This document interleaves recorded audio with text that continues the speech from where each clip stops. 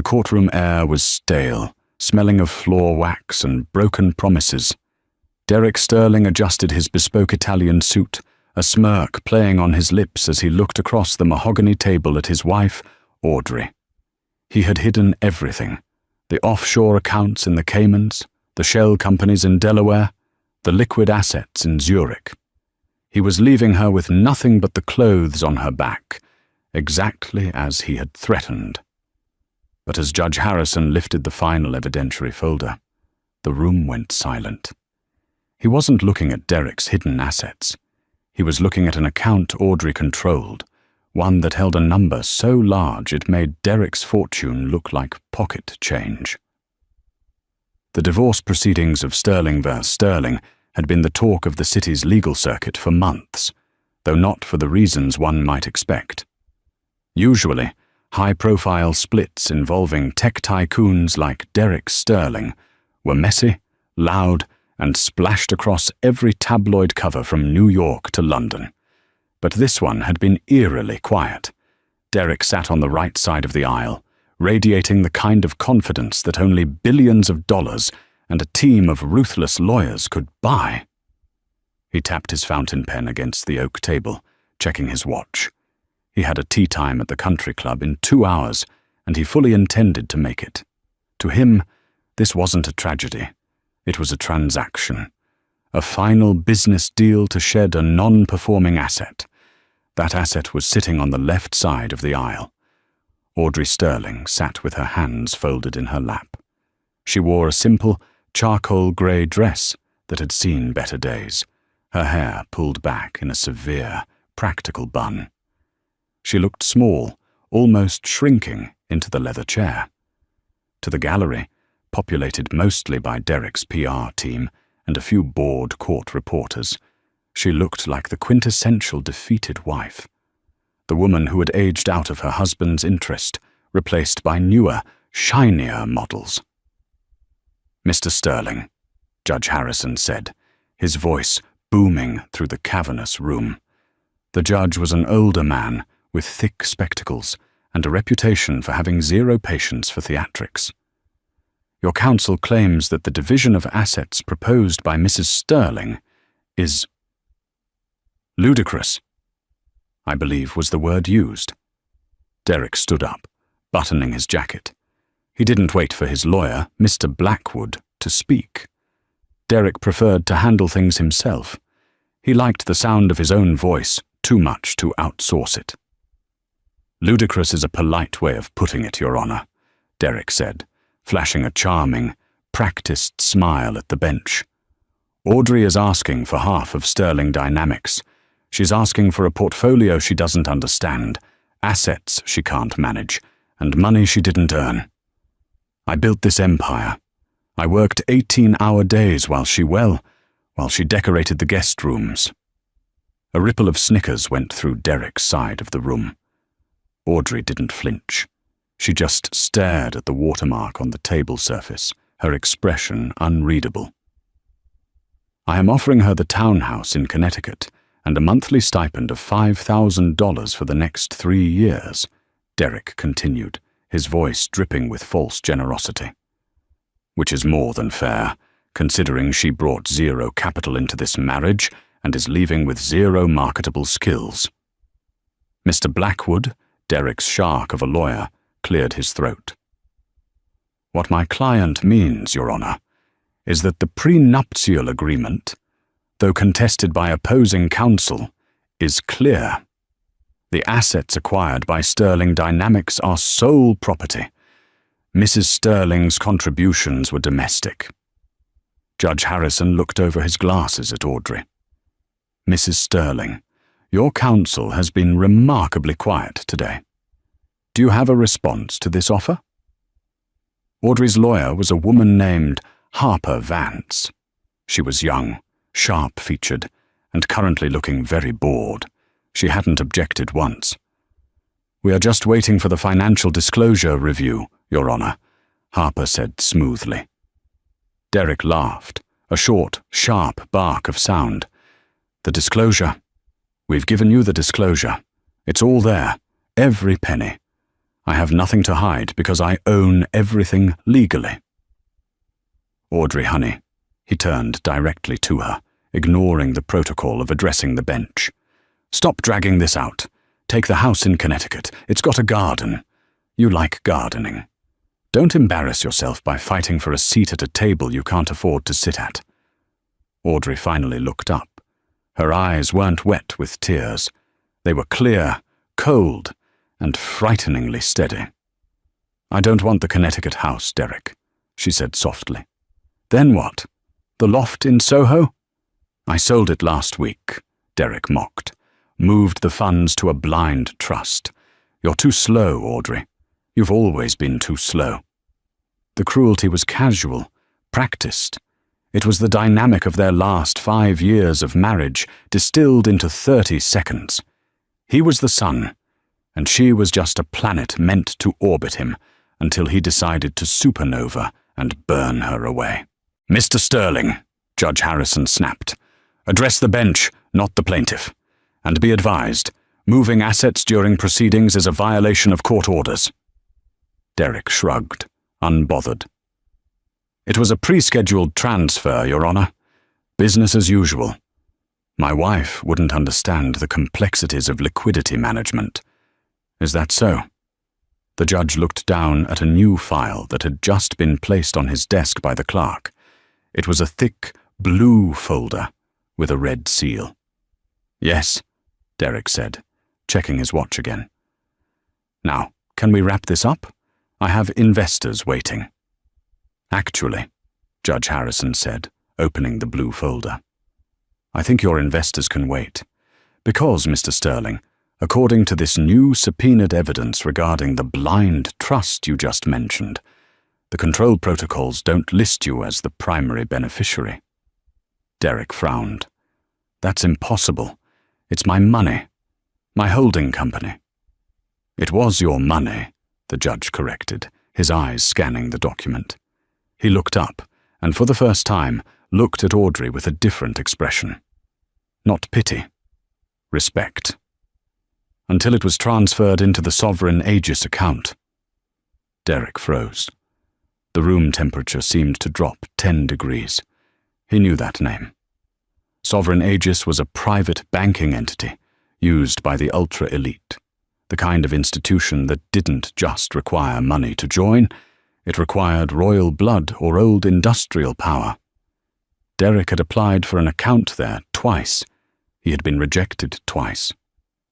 I don't have a Sovereign Aegis account, Derek said, his voice faltering slightly. No, the judge said, flipping a page. You don't. Mrs. Sterling does.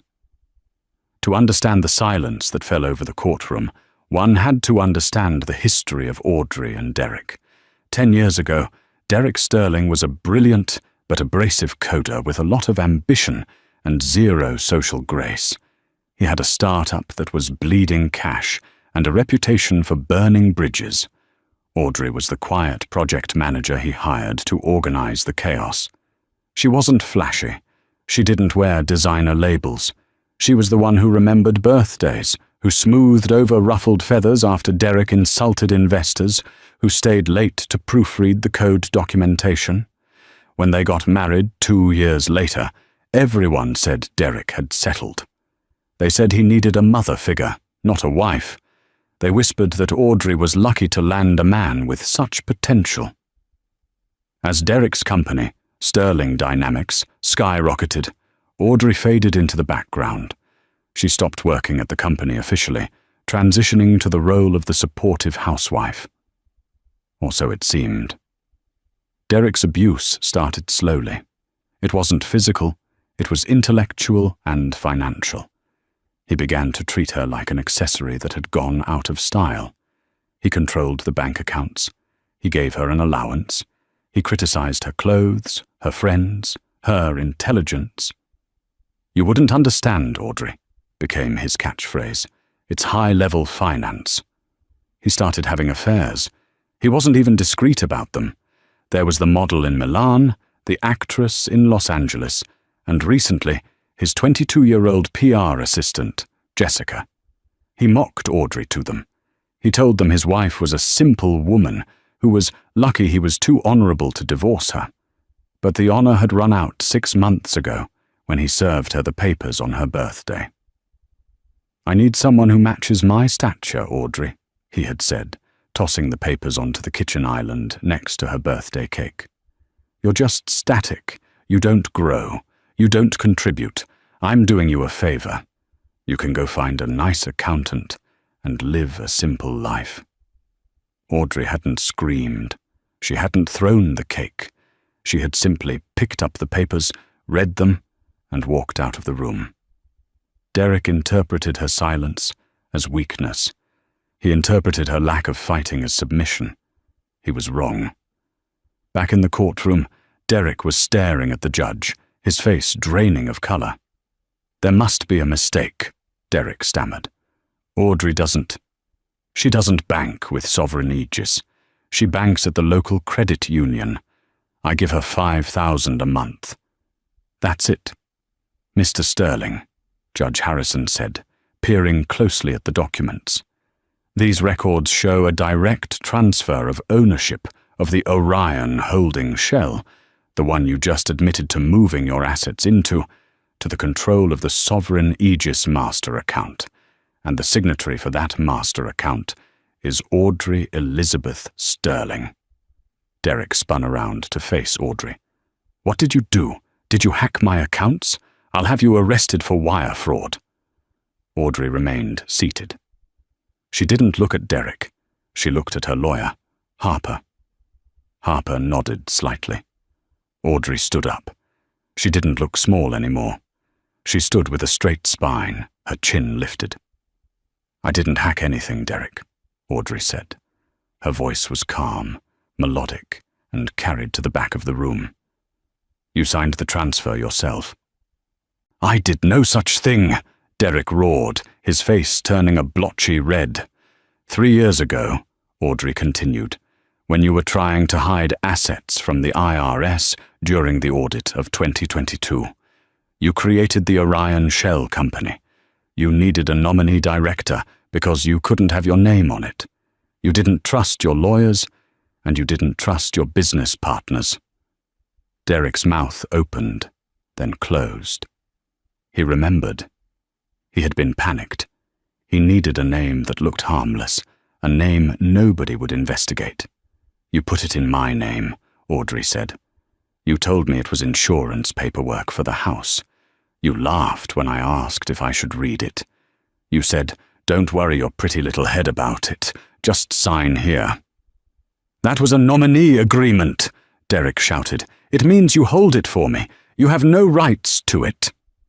"Actually," Harper Vance, the lawyer, interjected, finally standing up. She pulled a document from her briefcase. "You used a standard template you found online to save money on legal fees, Mr. Sterling. A general power of appointment template. But you failed to include the limiting clause for the nominee status."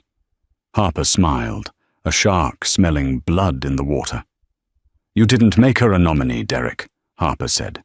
"You made her the owner, and not just of Orion, but of everything Orion owns." Derek felt the room spin. Orion was the basket where he put everything. The patent rights to his flagship software, the deeds to the factories, the majority voting shares of Sterling Dynamics. "And," Audrey added, her voice dropping an octave, "you didn't know about the Sovereign Aegis account because you never asked about my family, Derek. You assumed I was a nobody from nowhere." Derek stared at her. "Your family. Your dad was a mechanic." "My stepfather was a mechanic," Audrey corrected. "My biological father was William Hartwell." The silence that followed that name was absolute. Even the stenographer stopped typing. William Hartwell wasn't just rich, he was old money, royalty. A steel and shipping magnate who had died 20 years ago, leaving his fortune in a complex trust that was rumored to be lost. "I accessed my trust when I turned 30, Audrey said. "I used it to buy the debt on your company when you were failing 5 years ago. I didn't tell you because I wanted you to feel like a success. I wanted you to be the man you wanted to be." She took a step toward him. "I was the silent investor, Derek. I saved Sterling Dynamics 3 times. And when you transferred your assets into Orion to hide them from me, you effectively transferred them from your left pocket to my bank vault." Derek gripped the table, his knuckles white. The realization was hitting him like a physical blow. He hadn't just lost the divorce. He had accidentally given his wife his entire company 3 years ago, and she had just been letting him play CEO. "You tricked me," he whispered. "I loved you," Audrey said, and for a second there was genuine sadness in her eyes. "I protected you, even when you mocked me, even when you cheated. But then you came for my dignity. You mocked me to the world. You tried to leave me destitute." She looked at the judge. "Your Honor, since I am the legal owner of the Orion Holding Company, and Mr. Sterling has admitted under oath that Orion holds the assets in question." "Yes, Mrs. Sterling?" the judge asked, clearly enjoying this. "I would like to initiate a motion to freeze Mr. Sterling's access to all company accounts, pending a forensic audit. I believe he has been embezzling from my company." The chaos outside the courthouse was immediate and suffocating. The moment Derek pushed through the heavy oak doors, the humidity of the city hit him, but it was the flashbulbs that blinded him. Usually, Derek Sterling thrived on media attention. He was the golden boy of the tech world, the man who turned code into billions. But today, the cameras felt predatory. "Mr. Sterling, is it true?" a reporter from the Financial Times shouted, shoving a microphone dangerously close to Derek's face. "Is it true that you've lost majority control of Sterling Dynamics? Mr. Sterling, do you have a comment on the fraud allegations?" "Derek, over here. Did you really sign your company over to your wife?" Derek ignored them. His jaw clenched so hard his teeth ached. He shoved past a cameraman, flanked by his legal team, who looked significantly less confident than they had an hour ago. Mr. Blackwood, his expensive shark of a lawyer, was furiously typing on his BlackBerry, sweat beading on his forehead. "Get the car," Derek hissed. "Now!" "The driver is circling," Blackwood stammered. "Derek, we need to strategize. The judge's freeze order is effective immediately.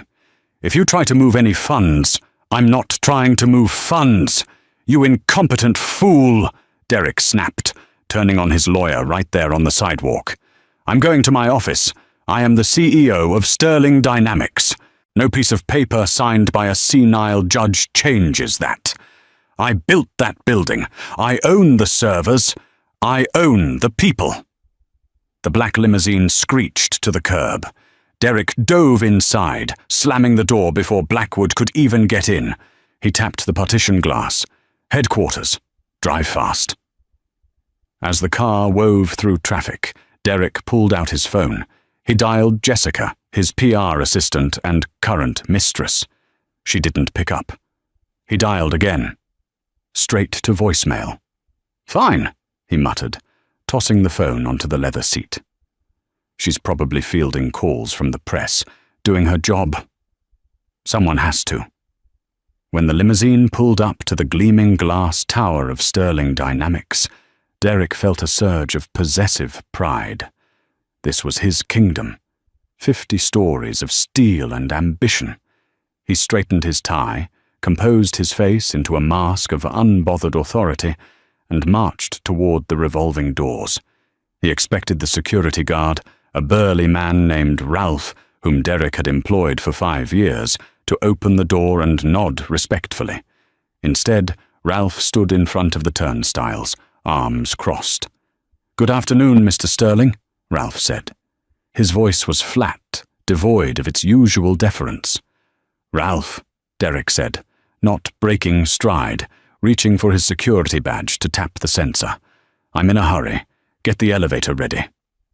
Derek tapped his badge against the reader. Beep, beep. A harsh red light flashed. Access denied. Derek frowned. He tapped it again. Harder. Beep, beep. Access denied. Damn system, Derek muttered. Ralph, override it. My badge is glitching. Ralph didn't move. He didn't reach for his master key. He just looked at Derek with a heavy, pitying gaze. I can't do that, sir, Ralph said. Excuse me? Derek laughed, a high-pitched, incredulous sound. Do you know who signs your paycheck, Ralph? Open the gate. Actually, sir, Ralph said, glancing at a tablet in his hand. The directive came down 10 minutes ago from the new chairman of the board. All executive access credentials for Derek Sterling have been suspended, pending an internal security review. Chairman of the board? Derek shouted, causing the receptionists in the lobby to look up. I am the chairman of the board. There is no other chairman. Mr. Sterling. The voice came from the elevator bank. The door slid open, and out walked Marcus Thorne, the company's chief operating officer. Marcus was a man Derek had bullied for years, a number cruncher with no spine. But today, Marcus was standing tall, and standing next to him was 2 uniformed police officers. Marcus, Derek said, relieved. Finally, someone with a brain. Tell Ralph to open the gate, and find out who hacked the security system. Marcus adjusted his glasses. He held a manila envelope. Derek, you need to leave the premises, Marcus said calmly. We received the court order, and we received the resolution from the majority shareholder. Audrey? Derek spat the name like a curse. You're listening to Audrey? She's a housewife, Marcus. She thinks Java is just a type of coffee. You're going to let her burn this company to the ground? Actually, Marcus said, a small vindictive smile touching his lips. She's already made her first executive decision. She authorized a 20% raise for the support staff and reinstated the pension matching program you cut last year. Morale has never been higher. Derek felt the blood drain from his face. That's unsustainable. She'll bankrupt us. And, Marcus continued, handing the envelope to Derek across the turnstile, she's called an emergency board meeting for tomorrow morning. You are invited, strictly as a minority shareholder, to give a statement regarding the embezzlement allegations. Until then, you are barred from the building. If you refuse to leave, Officers Miller and Davis here have been instructed to escort you out for trespassing. Derek looked at the police officers. They weren't smiling. They were looking at him like he was a common criminal. He looked past the turnstiles, into the lobby. Through the glass walls of the ground-floor conference room, he saw movement. He saw a figure sitting at the head of the table. It was Audrey. She wasn't wearing the drab grey dress from the courtroom anymore. She was wearing a white power suit, crisp and sharp. Her hair was down, cascading over her shoulders. She was holding a tablet, pointing at a screen, while the heads of marketing and finance, people Derek thought were his loyalists, nodded enthusiastically at whatever she was saying. Sitting next to her, pouring her a glass of water, was Jessica, Derek's mistress, the woman who had laughed with him about Audrey's frumpy clothes just last week. Jessica was smiling at Audrey, handing her a file with the attentiveness of a dedicated servant. Derek felt a scream building in his chest. It was a primal thing, born of total loss of control. He wanted to smash the glass. He wanted to strangle Marcus. But he was Derek Sterling. He didn't scream in public. Fine, Derek said, his voice trembling with suppressed rage. He snatched the envelope from Marcus. You're all making a mistake, a massive mistake. When I get back in there, and I will, you're all fired. Every single one of you. He turned on his heel and walked out. He didn't look back, but he could feel their eyes on him. He could feel the weight of his own empire closing its gates against him. He got back into the limo. Where to, sir? The driver asked. The penthouse, Derek said. Sir, The driver hesitated. Mr. Blackwood called. The locks on the penthouse have been changed. It's owned by the Orion Holding Company. Derek stared at the back of the driver's head. He had no company. He had no home. He had no access to his accounts. "Take me to the Four Seasons," Derek whispered. "And don't you dare ask me for a credit card." The bar at the Four Seasons was dim, smelling of aged mahogany and expensive cologne. It was a place where deals were made in whispers and fortunes were lost over ice. Derek Sterling sat in a corner booth, nursing his fourth scotch. He was still wearing his suit from court, though the tie was now undone, hanging loosely around his neck like a noose. He had been checking his phone every 5 minutes. The news was getting worse. Stock in Sterling Dynamics had actually risen by 4% after the announcement of the management change. The market liked Audrey. The market liked the stability of the Hartwell name attached to the volatility of the tech sector. "She planned this," Derek muttered to his glass. "She planned it for years." "She certainly did, and you made it remarkably easy for her." Derek looked up. Standing over his table was a man he hadn't seen in 5 years, Grant Thorne. Grant was a handsome man in a terrifying way. He had silver hair, perfectly coiffed, and eyes that looked like chips of flint. He was a corporate raider, a man who specialized in hostile takeovers and stripping companies for parts. Derek and Grant had been rivals once. Derek had won, mostly because he had stolen an algorithm Grant was developing. Grant had never sued. He had just smiled and waited. "Grant," Derek said, slurring slightly. "Here to gloat?" "I don't gloat, Derek. It's inefficient," Grant said, sliding into the booth opposite him without being asked. He signaled the waiter for a sparkling water. "I'm here because you are in a very unique position. A position that could be mutually beneficial." "I have nothing," Derek laughed bitterly. "Didn't you hear? My wife, my ex-wife, owns my balls. Legally speaking. She owns the Orion Holding Company," Grant corrected, "which owns the controlling shares. But ownership and control are two different things, Derek, especially when it comes to the Hartwell Trust." Derek's eyes narrowed. The fog of alcohol cleared slightly. "What do you know about the Hartwell Trust?"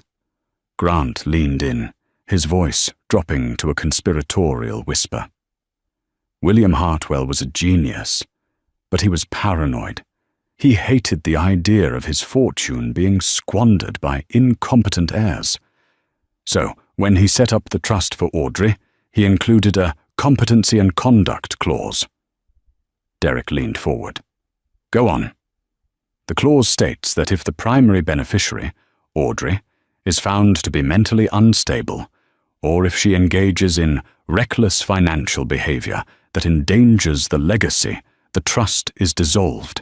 The assets are then frozen and placed under the management of a court-appointed executor until the beneficiary is deemed fit." "So?" Derek shook his head. "She's not unstable. Sadly, she's very sharp. She just outmaneuvered me." "Perception is reality, Derek," Grant smiled. It was a cold, reptilian smile. "Audrey has been a recluse for 10 years. She has no employment history. Suddenly, she seizes control of a Fortune 500 company and freezes the founder out. To an outsider, that could look like a manic episode. Vengeful. Irrational. It looks like a divorce strategy," Derek argued. "Not if we change the narrative," Grant said. He reached into his jacket pocket and pulled out a thin flash drive. He placed it on the table. "What is that?" Derek asked. 3 years ago, I had a private investigator tailing you," Grant admitted shamelessly. "I wanted dirt on you. Instead, I found something on Audrey. She visited a clinic in Switzerland, a discreet one, specialized in treating acute stress and dissociation." Derek blinked. He remembered that trip. Audrey had told him she was going to a spa. She had come back quieter, more withdrawn. He hadn't cared enough to ask details. "She was depressed," Derek said. "Because I was a terrible husband. That's not grounds to strip her trust." "It is if we prove she's relapsing," Grant said. "We don't need to win the war today, Derek. We just need to create enough doubt to get an injunction. If we can trigger the competency clause, the Hartwell Trust freezes. If the trust freezes, her control over Orion freezes.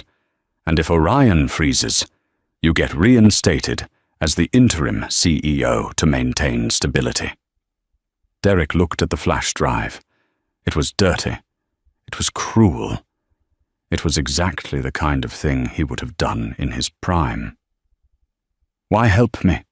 Derek asked suspiciously. "You hate me." "I do," Grant agreed pleasantly. "But I want sterling dynamics. If you help me break Audrey's grip, I want the AI division. You can keep the rest. But the AI patents become mine." The AI division was the jewel of the company. It was the future. Giving it up was like cutting off an arm. But right now, Derek was a man drowning. He would give an arm to breathe. "How do we trigger the clause?" Derek asked, his hand hovering over the flash drive. "We provoke her," Grant said. "Tomorrow is the board meeting. You're going to go in there, and you're not going to be the angry ex-husband. You're going to be the concerned partner. We're going to doctor some emails. We're going to make it look like she's been making erratic trades from the Sovereign Aegis account. We paint her as a woman on the verge of a breakdown, using the company to act out her personal trauma." Grant paused, watching Derek closely. "It will destroy her reputation," Grant added.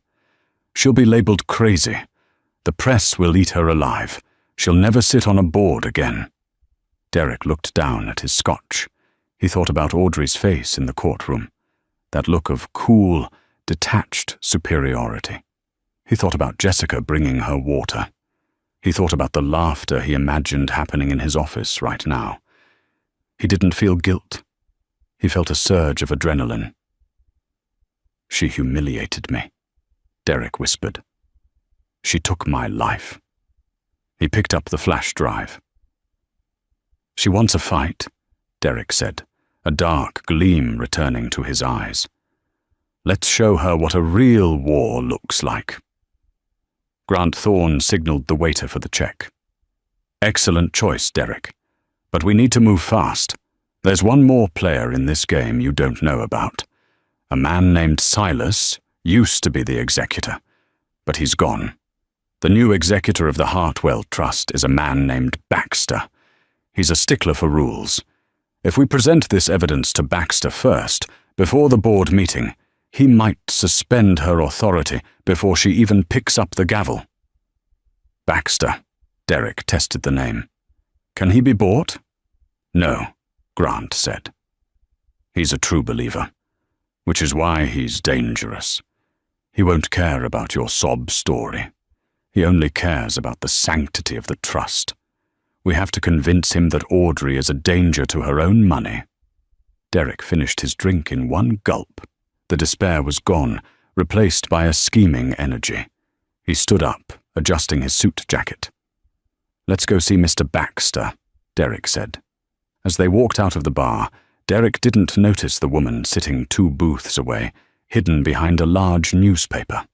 She had dark hair and wore oversized sunglasses. As soon as Derek and Grant left, she lowered the paper. It was Harper Vance, Audrey's lawyer. She pulled an earbud out of her ear. She had heard every word. She tapped her phone and dialed a number. "Audrey?" Harper said into the phone, her voice low. "It's me. You were right. He took the bait. He's with Grant Thorne, and they're going after the competency clause." On the other end of the line, Audrey's voice was calm, almost bored. "Good," Audrey said. "Let them go to Baxter. It's exactly where I want them." "Are you sure?" Harper asked, glancing at the empty booth where the men had plotted. "They're going to play dirty, Audrey. They're going to bring up the clinic in Switzerland." "I know," Audrey replied. "That's why I'm going to let them play their card. Because when they do, They're going to realize they aren't holding a trump card, Harper. They're holding a suicide note. I'll prepare the documents, Harper said. Do that, Audrey said. And Harper, tell security to let Derek in for the board meeting tomorrow. I want him to have a front row seat. The office of Arthur Baxter was not located in a glass skyscraper. It was situated in a brownstone on the Upper East Side that had no plaque, no signage, and no doorbell. It was a place that did not advertise because the people who needed to be there already knew where it was. Arthur Baxter was the executor of the Hartwell Trust, a position he had held for 30 years.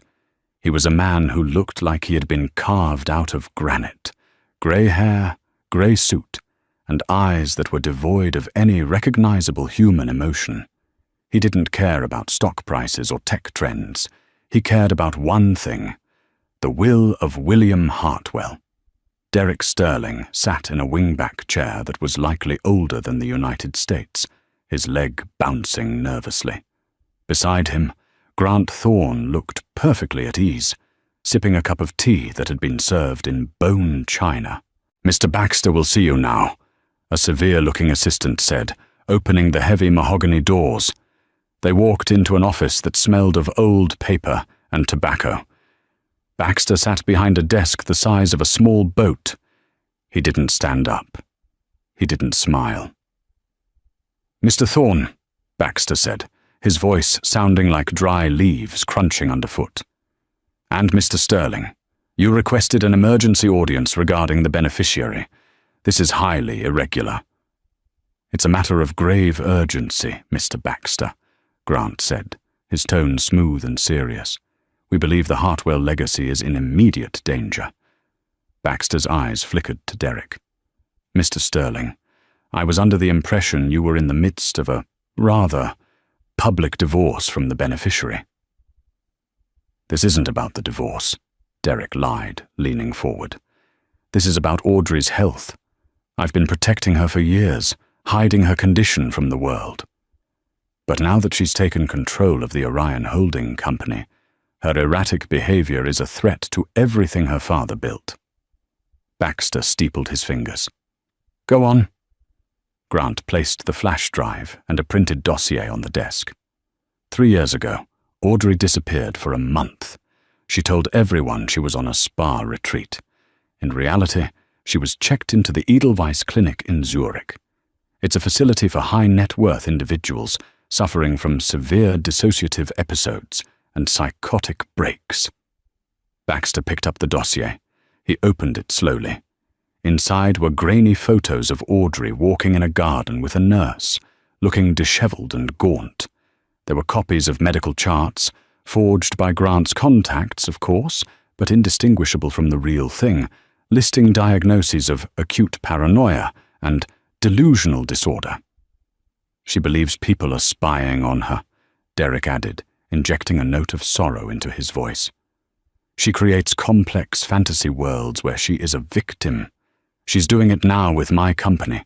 She's firing competent executives, freezing accounts, and claims she's saving the business. It's a manic episode, Mr. Baxter.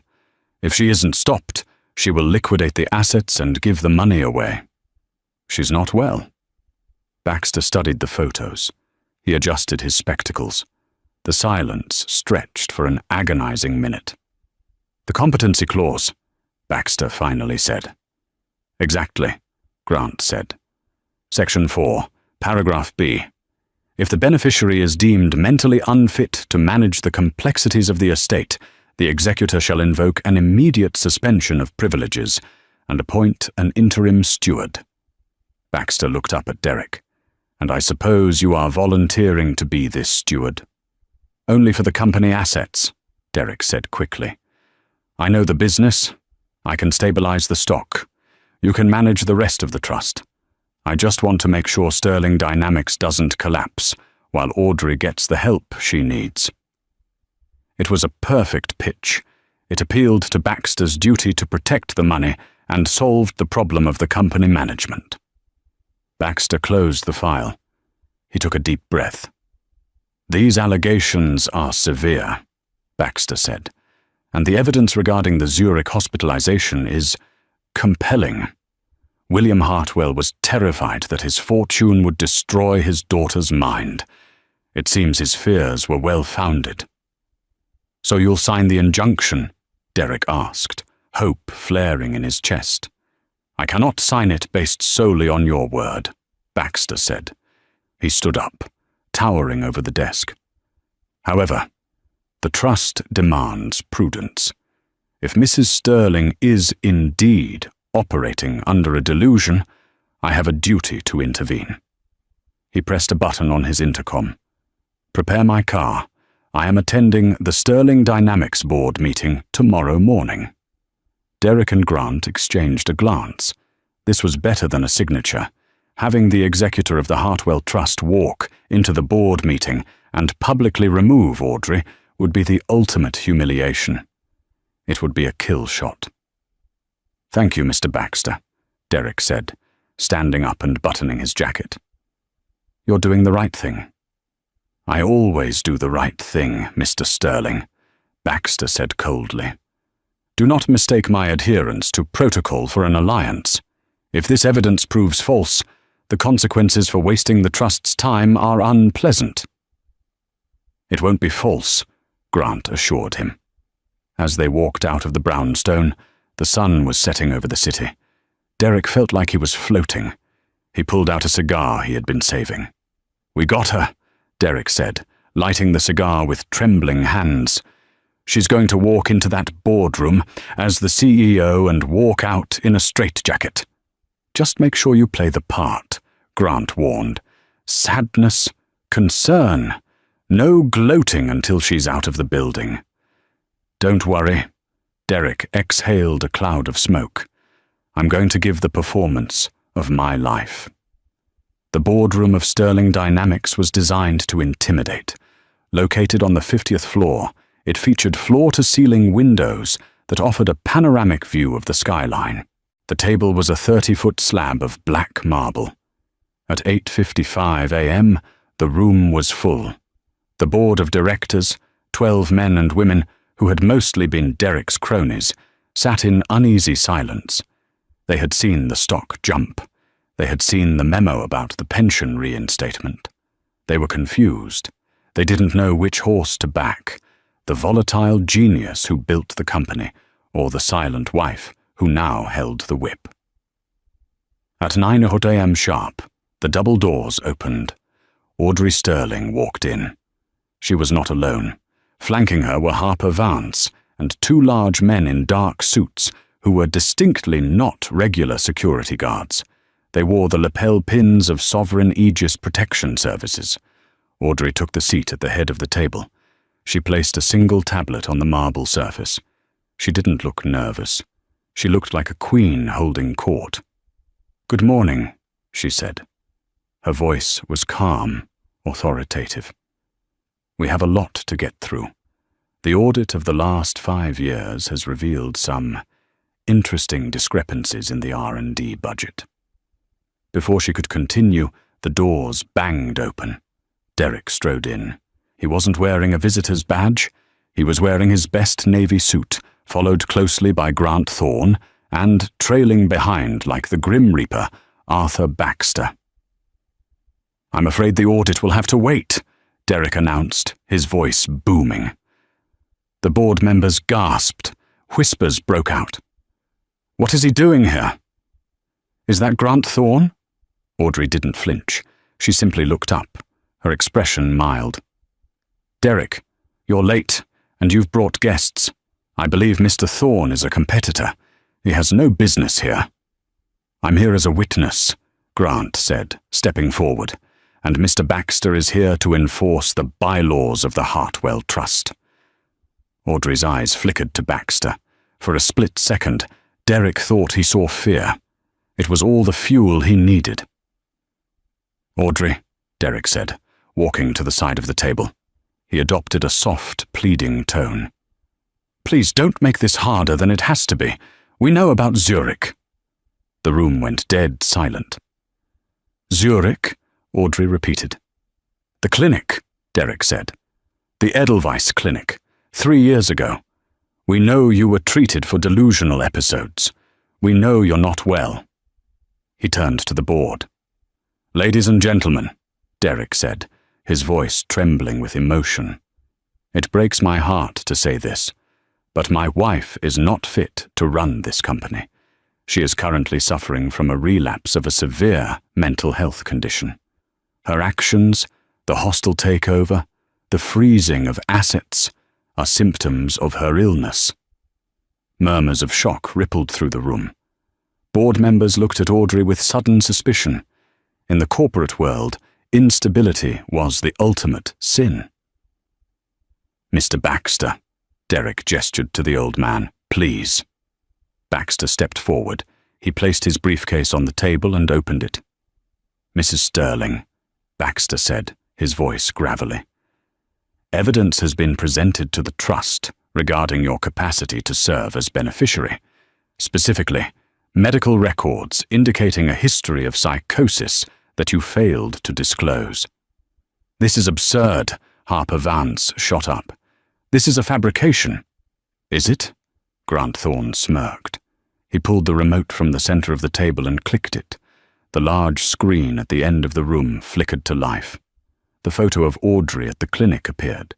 She looked pale, wearing a white robe, sitting on a bench with her head in her hands.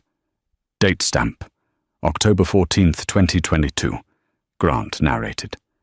"Edelweiss Psychiatric Ward. You weren't at a spa, Audrey. You were in a padded room." Derek moved closer to her. "Honey, step down. Let me take the helm until you're better. Baxter has the papers ready to sign. Just sign them, and we can go get you the help you need." The board was nodding now. The photo was damning. The narrative fit. The quiet wife, the sudden snap, the madness. Audrey looked at the photo on the screen. Then she looked at Derek.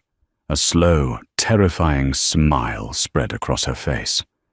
"You really didn't do your homework, did you, Derek?" she asked softly. "The evidence is right there," Derek snapped, his mask slipping.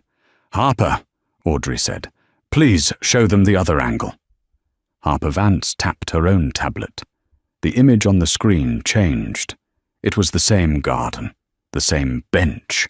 But this was a video, not a photo, and the angle was wider. In the video, Audrey wasn't crying. She was reading a document, and sitting next to her wasn't a nurse. It was a man in a military uniform with a very specific crest on his shoulder. "Pause," Audrey commanded. The video froze. "Does anyone recognize that crest?" Audrey asked the room. Baxter leaned forward, squinting. His face went pale. That is the insignia of the Swiss Guard." "Correct," Audrey said. She stood up. "And the Edelweiss Clinic? It doesn't exist. That building is the rear entrance to the Sovereign Aegis Secure Vault facility in Zurich. It's disguised as a medical center to deter tourists and prying eyes." Derek felt his stomach drop. "What?" "I wasn't in therapy, Derek," Audrey said, her voice turning to steel. "I was conducting a biometric audit, October 2022. That was the month you tried to leverage the company's IP to secure a loan from the Russian mob, wasn't it?" Derek froze. How did she know that? "I had to fly to Zurich to personally authorize the Hartwell Trust to buy out that debt before you got yourself killed," Audrey continued. "I looked disheveled in that photo because I had been awake for 72 hours cleaning up your mess so that Sterling Dynamics wouldn't be seized by criminals." She turned to Grant Thorne. "And you," she said. "You claimed you got these records from a private investigator? You didn't. You bought them from a dark web broker who promised you dirt. But you see, Grant, I planted that file." "You... what?" Grant stammered. "I planted the fake medical records 3 years ago," Audrey said. "I knew that eventually one of Derek's enemies would come digging. I wanted to see who would be stupid enough to try and use it against me without verifying the source. She looked at Baxter. "Mr. Baxter," Audrey said respectfully, "the evidence these men brought you is a honeypot I created to trap corporate spies. By presenting it, they have admitted to accessing a file that was tagged with a digital tracking marker, a marker that alerts the Swiss banking authorities of an attempted breach of privacy." Baxter closed his briefcase. The look he gave Derek was one of absolute loathing. "You attempted to manipulate the Hartwell Trust with forged documents?" Baxter asked, his voice low and dangerous. "You tried to weaponize the executor against the beneficiary?" We didn't know," Derek shouted. "She set us up." "Mr. Sterling," Audrey cut him off, "you just stood in front of my board of directors and claimed I was insane. You claimed I was unfit. You tried to stage a coup based on lies." She tapped the table.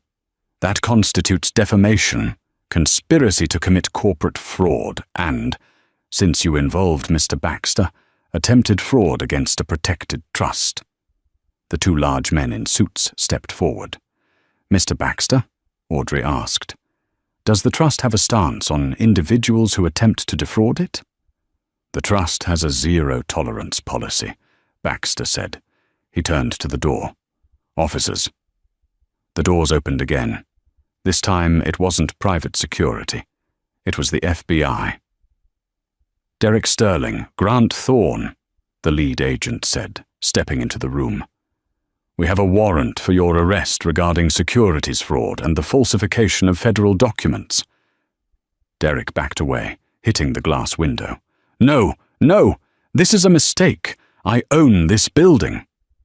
"You own nothing," Audrey said. She sat back down, smoothing her skirt. "The trust owns the building, and as of 5 minutes ago, the board has voted to remove you from all minority holdings due to gross misconduct." Derek looked at Grant. Grant was already being handcuffed, his face a mask of shock. "Audrey, please," Derek begged, the fight draining out of him as an agent grabbed his wrist. "I'm your husband. We can work this out." Audrey didn't even look at him. She looked at the agenda on her tablet. "Take them away," she said to the agents. "We have a company to run." As Derek was dragged out of the room, kicking and screaming about his rights, the boardroom remained silent. Audrey looked around the table at the terrified directors. "Now," she said, a small, genuine smile playing on her lips. "About that R&D budget." 6 months later, the sterile, climate-controlled air of the Federal Detention Center felt colder than any winter Derek Sterling had ever known. Gone were the bespoke Italian suits and the corner office with the city view. In their place, Derek wore an ill-fitting orange jumpsuit that chafed his skin, a constant reminder of how far he had fallen. "Sterling visitor," a guard grunted, rapping a baton against the bars. "Legal." Hope surged in Derek's chest. He scrambled up, smoothing his jumpsuit. He was convinced it was a mistake, that his high-priced connections would finally pull through. But when he entered the small visitation booth, separated by thick plexiglass, it wasn't a shark lawyer waiting for him. It was Audrey. She looked radiant, wearing a coat the color of fine wine and a sharp, confident haircut. She was unrecognizable from the quiet woman he had bullied for years. She didn't look like a victim. She looked like a queen. Derek sat down, his shackles rattling. "You came," he breathed into the phone receiver. "I knew you would. You're going to testify, right? Tell them I was under stress, that this is all a misunderstanding." Audrey looked at him with a gaze that was terrifyingly calm. "I can't drop federal charges, Derek. You tried to defraud a trust regulated by international banking laws. That's out of my hands." "But you can help me," Derek pleaded, leaning against the glass. "I need a settlement, Audrey. I know my rights. I want equitable distribution. Sterling Dynamics was my idea." Audrey slid a single document through the slot. It was a decree absolute. "I'm not here to save you, Derek. I'm here to finalize the divorce." She nodded to the public defender sitting nervously beside her. "Tell him." "Mr. Sterling," the defender stammered. "Since the forensic audit proved you funneled your personal assets into the Orion Shell Company to hide them, and since Mrs. Sterling legally owns Orion, you technically have no marital assets to split. The IRS has seized everything else to pay your back taxes." Derek stared at her, his mouth dry. "So I get nothing." "You get a clean slate," Audrey said simply. "No alimony, no payouts. I'm absorbing your legal fees so you don't declare bankruptcy immediately. Consider it a parting gift." "A gift?" Derek let out a jagged, hysterical laugh. "You stole my life. You stole everything." "I saved the company," she corrected him. "Profits are up 30% since you left. And I didn't steal your life, Derek. You threw it away. You had a wife who loved you. But you needed to feel superior. You needed to mock me." "Jessica," Derek whispered, grasping for a lifeline. "Where is Jessica? She'll vouch for me." Audrey's expression didn't change. "Jessica signed a plea deal last week. She gave the FBI your emails, the ones where you instructed her to forge signatures. She got probation. She's moving to Florida." The betrayal hit Derek harder than the prison sentence. The woman he had destroyed his marriage for had sold him out to save herself. "She wouldn't," Derek stammered. "She never loved you, Derek. She loved the access. And now that it's gone, so is she." Audrey stood up, buttoning her coat. "I have a plane to catch. I'm taking a sabbatical in Tuscany to paint, to live the quiet life you despised." "Don't leave me here," Derek begged, slamming his hand against the glass as she turned away. Tears streamed down his face. "Audrey, please, I'm scared." "You're adaptable, Derek," she said, not looking back. "You'll figure it out." 3 months later. The prison library was silent. Derek pushed a metal cart of books, his new job assignment paying 12 cents an hour. He paused by the magazine rack, his eyes locking onto the cover of Forbes. There was Audrey, smiling and powerful. The headline read, "The Silent Partner Speaks." Derek's trembling hand reached out to read the sidebar. In a final restructuring, Audrey Sterling has converted the Orion Holding Fund, formerly her ex-husband's secret tax shelter, into a non-profit grant for victims of financial abuse. The millions Derek Sterling hid are now being used to help spouses escape controlling partners. A bitter, dry laugh escaped Derek's lips. It was the ultimate irony. She had taken his greed, his secret hoard, and turned it into a weapon to help people like her escape men like him. "Hey, old man, move it!" a young inmate snapped, shoving past him. Derek closed the magazine. He looked at the woman he had underestimated, the wife he had mocked, who was now a hero to the world while he was just a number. "She won," he whispered to the empty aisle. He pushed his cart forward, disappearing into the rows of grey shelves, fading into obscurity as the world outside kept turning, bright and free, without him. What a satisfying ending. Derek spent years thinking he was the smartest person in the room, only to realize he was playing checkers while Audrey was playing 4D chess. It just goes to show that you should never mistake silence for weakness, and you certainly shouldn't mock the person who holds the keys to your kingdom. Audrey didn't just win. She turned his weapon of greed into a shield for others, proving that the best revenge isn't just success. It's doing better than the person who tried to destroy you. Derek lost his company, his freedom, and his pride, all because he couldn't see the value of the woman standing right next to him. He underestimated her, and he paid the ultimate price. If you enjoyed this story of high-stakes corporate karma, please hit that like button. It really helps the channel grow. And I have a question for you. Do you think Audrey was too harsh leaving Derek with absolutely nothing? Or did he get exactly what he deserved? Let me know your thoughts in the comments below. I read every single one. Don't forget to subscribe and ring the notification bell so you never miss a new story. We have plenty more tales of revenge, romance, and justice coming your way. Thanks for watching, and I'll see you in the next video.